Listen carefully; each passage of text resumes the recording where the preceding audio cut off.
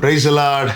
கர்த்தரும் இரட்சகரும் ஆகிய இயேசு கிறிஸ்துவின் இனிய நாமத்தினாலே உங்கள் அனைவருக்கும் என் அன்பின் வாழ்த்துக்கள். இந்த நல்ல நாளை காண செய்த தேவனுக்கு ஸ்தோத்திரம் உண்டாவதாக. கர்த்தருடைய கிருபை உங்கள் அனைவரையும் சூழ்ந்து கொள்வதாக. யாத்திராகமம் 5வது அதிகாரம் அதனுடைய 22வது வசனம். அப்பொழுது மோசே கர்த்தரிடத்தில் திரும்பி போய், ஆண்டவரே, இந்த ஜனங்களுக்கு தீங்கு வர பண்ணினதென்ன? ஏன் என்னை அனுப்பினீர்? கர்த்தருடைய பரிசுத்த நாமத்திற்கு மகிமை உண்டாவதாக. கர்த்தர் மோசையை எகிப்துக்கு அனுப்புகிறார். இப்பொழுது மோசே என்ன செய்கிறான் என்றால், கர்த்தர் சொன்ன வார்த்தைகளை இஸ்ரவேல் ஜனங்களிடத்தில் சொல்லுகிறான். செய்த அற்புதங்களையும் காண்பிக்கிறான். வேதம் சொல்லுகிறது, யாத்திராகம் 4:31, ஜனங்கள் விசுவாசித்தார்கள், தலை குனிந்து கர்த்தரை தொழுது கொண்டார்கள் என்று. இப்பொழுது இஸ்ரவேலர்கள் யாராய் மாறுகிறார்கள்? வார்த்தையை கேட்டு விசுவாசித்து விசுவாசிகளாய் மாறுகிறார்கள். 5வது அதிகாரத்திலே மோசே போய் பார்வோனிடத்தில் சொல்லுகிறான், தேவனை ஆராதிக்கும்படி என் ஜனங்களை போக விடு என்று. பார்வோன் என்ன செய்கிறான்? தன் இருதயத்தை கடினப்படுத்தி ஜனங்களை கொடுமைப்படுத்துகிறான்.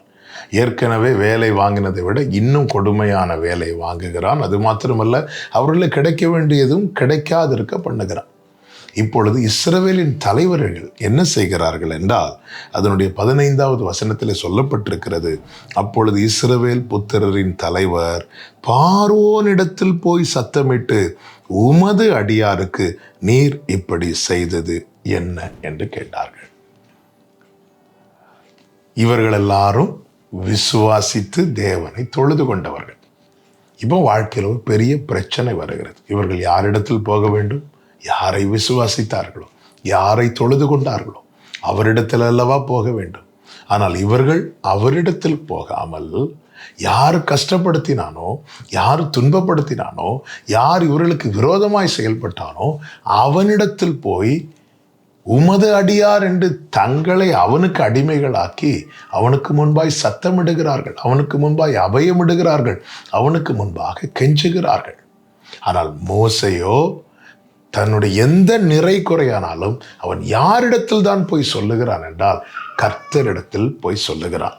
என கேட்டுக்கொண்டிருக்கிற அன்பு சகோதரா சகோதரி, நாம் யாரிடத்தில் நம் காரியத்தை சொல்லுகிறோம்? நமக்கு வேண்டியதை நாம் யாரிடத்தில் கேட்கிறோம்? யாரை நோக்கி அபயமிடுகிறோம்? யாரை நோக்கி கெஞ்சுகிறோம்? இந்த பார்வோனிடத்தில் இவ்வளவு சத்தமிட்டும் அவன் கொஞ்சம் கூட மனம் இறங்கவில்லை. நாம் ஆராதிக்கிற தேவன் யார் தெரியுமா? அவர் சர்வத்தை செய்கிற சர்வ வல்லவர் மட்டுமல்ல, உண்மையாய் தம்மை நோக்கி கூப்பிடுகிற யாவருக்கும் சமீபமாய் இருக்கிறவர். ஆமென். தன்னை எவன் ஒருவன் தாழ்த்தி கர்த்தரை நோக்கி பார்க்கிறானோ அவனை கண்ணோக்கி பார்க்கிறவர். இன்னும் சொல்ல வேண்டுமானால் மனம் இறங்குகிறவர். சில நேரத்தில் கோபத்தினால் அவர் கடிந்து கொண்டாலும் அவருடைய கோபம் ஒரு நிமிஷம், அவருடைய தயவோ நீடிய வாழ்வு.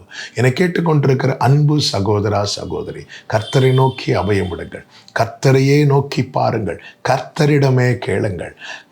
கர்த்தரிடத்தில் கேட்க வேண்டியதை மனிதர்களிடத்தில், மற்றவர்களிடத்தில், வேறே எந்த நபர்களிடத்திலும் போய் நீங்கள் கேட்டு அது கிடைக்காமல், அது வாய்க்காமல் போவது மட்டும் இல்லை, ஒரு இடத்துல போய் நம்ம கெஞ்சி அபயமிட்டு அந்த வேதனை அவங்க கொஞ்சம் கூட புரியாமல் நம்மை திருப்பி அனுப்பும்போது இருக்கிற அவமானம் இருக்கிறதே.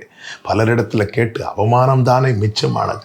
ஆனால் கர்த்தரை நோக்கி கூப்பிடுங்கள், கர்த்தரை நோக்கி பாருங்கள். நிச்சயமாகவே கர்த்தர் கூப்பிடுதலின் சத்தத்துக்கு செவி கொடுத்து அவர் பதில் தருகிற தேவனாய் இருக்கிறார். நாம் யாரிடத்தில் கேட்கிறோம் நம் காரியத்தை என்பதிலே கவனமாயிருப்போம், தெளிவாயிருப்போம். கர்த்தர் நம்மை நடத்துவாராக. செபிக்கலாமா? எங்கள் நல்ல தகப்பனே, இரக்கமுள்ள தேவனே, உம்முடைய கிருபைகளுக்காக ஸ்தோத்திரம். எங்கள் காரியத்தை நாங்கள் உண்மை அல்லாமல் வேறு யாரிடம் கேட்காதபடிக்கு கர்த்தாவே எங்கள் இருதயத்தை ஒருமுகப்படுத்தியருளும். இயேசுவின் நாமத்தில் பிதாவே, ஆமென்.